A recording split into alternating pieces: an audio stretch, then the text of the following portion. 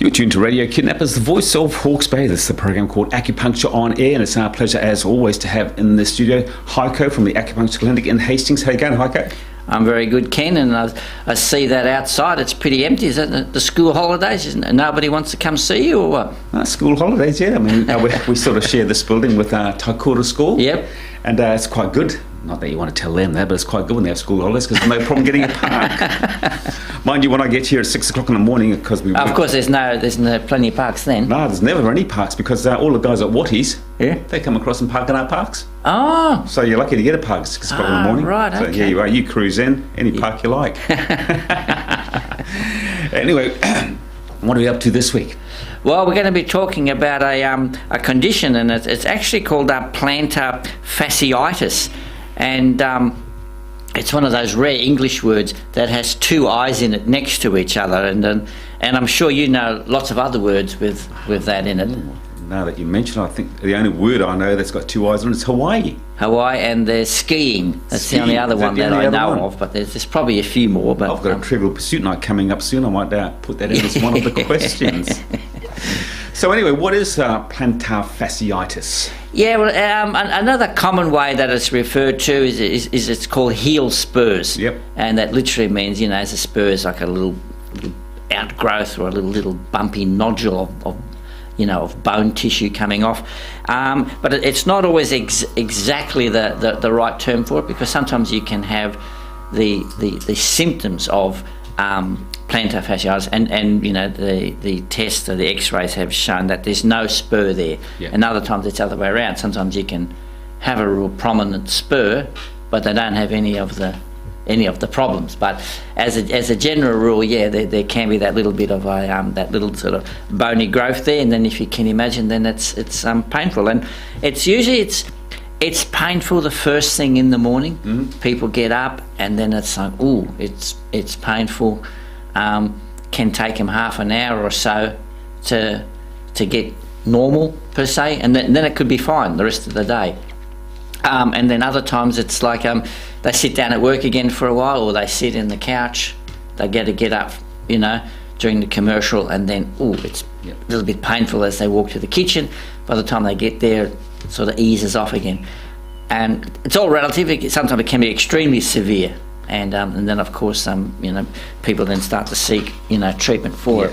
Well, I know my daughter has this ailment that we're talking about right now, and your daughter has a lot of little things. Does, yeah. I can't understand why she's just not booking in for months ahead with me.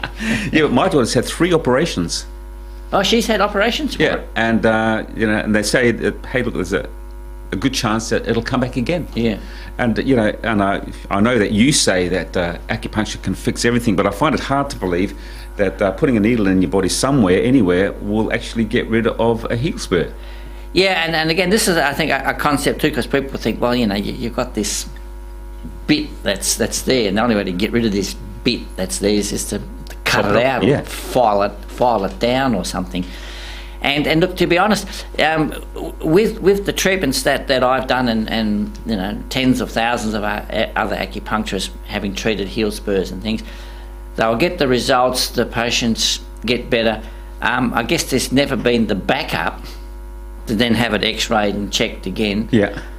So did it really go away? I mean, they have done research and everything with it, but I guess it's like the cost of it. You sort of think, well, it's better now, but I don't want to go and pay $1,200 for an MRI scan or another x-ray or something. It's just better now. The thing is that with the heel spurs is that sometimes they just do go away on their own. And I mean, I've had many patients say, I had that, and then it was and then sort of put up with it for 6 months, and it went away. So again, with those patients, do we have any evidence that the actual spur went away, or somehow the body just readjusted to it? I know there's other treatments like special orthotic shoes. Sometimes, I don't know, physios might be giving different types of leg stretches, things like that. Particularly, I think it may affect people more with flat feet. It's hard to say, but I thought when you said that your daughter had it, I thought maybe you would be more sort of prone to it because of your running, but you've never had it. You've never had it, yeah. No, I'm a Superman. Yeah, and so I've had a number of runners over the years that then got it and then had to cut back, and then sort of went away and then just started running again, and it's no very problems. debilitating, I would guess, but I'm not speaking from experience. But I can tell you one thing that I think I've told you this before on your program. I once had a verruca. Yeah. And I went to the doctor and he said, we've got to cut it out. Yeah. And he gave me an injection in my heel, and that is the most painful thing I've ever experienced. Yeah. So that I might have to suggest, Heiko, with my experience on that, there's no way I'd let you stick a blooming needle in my heel. Yeah, and the other thing is we don't actually stick them in the heel. I mean, there may be some acupuncturists that do, but we look at it from a traditional diagnostic point of view. We say the kidneys control the bones. And from a Western medical point of view, the kidneys have quite a bit of a role played with calcium. Yep. And then so if that's out of kilter or out of whack in some way, then you can get bony deposits. That might be in terms of or deterioration of the bones, like in osteoarthritis. Mm-hmm. But then we say that you treat the kidneys to treat the heel spur, and also we say the kidney meridian. It actually starts at the bottom of the foot. And then it runs up sort of the inside of the foot, and then runs up, goes to the groin, connects to the kidneys, and then runs up the front of the body. So then, as we would say, we would use acupuncture points on the kidney meridian. Now, they might be on the inside of the leg. Sometimes we use other kidney points that are more located in the lower back, sort of near the kidneys, to strengthen them. Chinese medicine also says that the kidney is sort of connected, that we have an interrelationship with the bladder.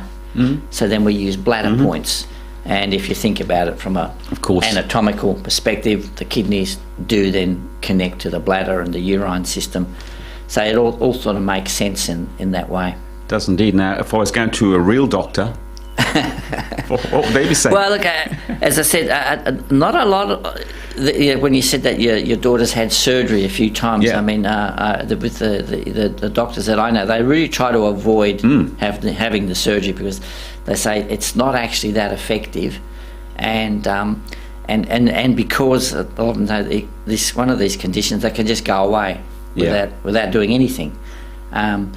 And so then they give you non-steroidal anti-inflammatory drugs, but then they can lead to long-term problems with the digestion and with the heart. Yep. So there's not an awful lot. Some structural exercises, changes, orthotics in the shoes, but these are sort of band-aids per se. Yeah. And of course, being an acupuncturist, I'm biased at acupuncture, but it does help. So that's all I can say. How long is a bit of string? But my daughter has a job where she stands just about all day. Yeah. She can't afford to be off work, and so I guess from her point of view, the surgery is okay. It might be a bit of a major on the day, but she's only off work for 3 weeks. Yeah. If I was having, and obviously she's in quite a bit of pain, otherwise she wouldn't go through that. Yeah. If she came to you and said, okay, well, I'm going to give you a try this time, how long before she would start feeling better and able to stand up on that foot and carry on working? And taking into account that she's already got the pain with them, whereas like the moment after the surgery, she's probably okay for a while. Again, it's how long is a piece of string, but I mean, I'd be looking probably, at least 10 or 12, 16 treatments. But often, people after, 4 or 6 treatments, they start to feel. It's a bit like, I've still got it, but I didn't have it on Tuesday and Wednesday this week. Yeah. And it's like, it used to take me half an hour to get going in the morning, and I'm about 15 minutes. So it sort of gets better in sort of up and down phases. So what's it actually doing when you're doing that? Because, like you say, it's not making the bone disappear if it's a protruding bone. It possibly is. Really? It's hard to know because we don't send the patients off. Or an X-ray, and again, because people can have the spur and not have the pain, so it gives you this sort of a funny concept of, well, is it changing the structure of the bone, or is it just regulating the energy in the area? Say with osteoarthritis too. I mean, the bone might be degenerated or something that's causing the pain, and when you do acupuncture and the moxa and so forth, and then the finger feels better, but the bone's still the same. Yeah. So. Speaking of boxer, my wife's having a bit of a ticket tour around the Radio Kidnappers Facebook page. Yep. Last night she said, what's this stuff that Heiko's doing called moxibustion, because she hadn't heard of it. Right. And I tried to explain to her in very layman's terms what it was, how it works on heat and whatnot. But would moxibustion work for this? It is, and the technique that we use for this one is that we make we call them like little threads of moxa. They're literally sort of like maybe size of like a rice grain, maybe a little bit bigger, a little bit skinny, a little bit longer, and you put a tiny little dab of some oil or cream right on the heel where the pain usually is, and you sort of you put that on, and then you light that with a piece of incense, and it burns down, and it literally then by the time it gets to the skin it's already out, and there's a very, very thin layer of oil or cream there, so it doesn't actually burn the skin.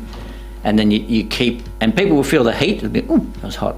Ooh, that was hot, but it doesn't actually burn and leave a scar or damage or anything. But then it's the property of the moxa, I think, in combination with the heat, that then penetrates through the skin of the heel to go deeper down to the bone level, and then stimulate the healing, if you like, or the regeneration from there. And that's actually an important part of the treatment, and it seems to work very well. In your opinion, what would be the most successful treatment for it? Would it be the moxa, or would it be the needle, or a combination of both? I think the combination of the both, would be best. But if you just had to do one and nothing else, I would do the moxa. But I think it's acupuncture would help the overall process. What about the Chinese herbs? And again, Chinese herbs again is also very effective. And this is where people think, oh, well, you're drinking this stuff, and then there's problems like down here in the foot. You got to do something. It's hard to get your head around those. In the foot, again, it's that concept of the kidneys control the bones. So then we have herbs that we say strengthen the kidneys, tonify the kidneys, and there is actually a classic herbal formula. We call it a pet medicine, where it's like a traditional old formula of a certain number of herbs that specifically treats this problem, and it's been around for probably hundreds of years, if not maybe 1,000 years, and people would take that to regulate and strengthen their kidneys, and then that helps and that also works very well. I remember working in Sydney in Chinatown. More so Chinese people would come in because I think the formula translates as something like help heal pain formula or something. So they would just come in and get that because it was simple and easy to take, and people just say that it worked well. It's amazing, isn't it? But it's not a painkiller per se. It doesn't like stop the pain. Like you take one pill and the pain stops. It's like you might take it for 3 months and slowly regulate and strengthen yourself. Yeah. The way you've been talking, it sounds like it is quite a common problem. I mean, we all know people who've got it or have had it. How many people come to see you? Again, it's one thing. I don't have lots and lots of people with it, and I think partly that is because people are not aware that it can help. Because it's like even you were thinking, well, geez, I mean, you got this bony growth. How's that acupuncture? So they don't have that concept. I always have maybe 2 or 3 people on my books, then I don't have any for a while. It's like, as I said, my clinic is I specialise in being a generalist. I treat everything. It's programs like this which is a great opportunity just to get the information out there, so that people become aware that there is an alternative. Yes, indeed. So if you want to give it a try, and come along and see me. Just before we get to your song of the week, which you never heard of, knew all about it. You've bought all the remixes of it. I must say, when you weren't doing your show last week and I was interviewing one of your patients, we had a much better song. What have you got for us this week? Well, just before we get to the song, just remind our listeners, we want to come and see you. Where are you? Yeah, well, I'm in Hastings at 206 Charles Street. And there's another clinic with my friend John Kennedy down in Marsden. He's at 49 Church Street. But go to the website, which is acu123.co.nz. lots of information on there about how does acupuncture work, how to moxibustion.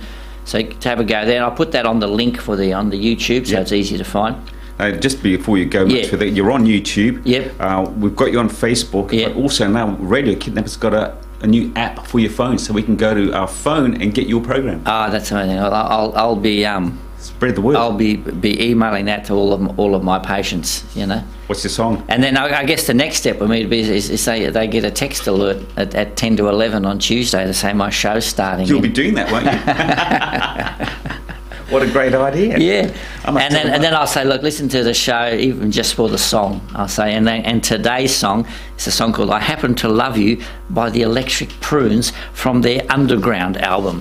There's only one person in Hawke's Bay heard about that song, and that's you. And I have to say, I think I would be amazed and said, if there's somebody else out there that is an Electric Prunes fan, please ring the radio station and we'll go out and I'll buy you lunch. Well, that's a great offer, isn't it? Yeah. Good on you, Heiko. As was a pleasure. Look after yourself. Talk to you next week. Okay, all the best.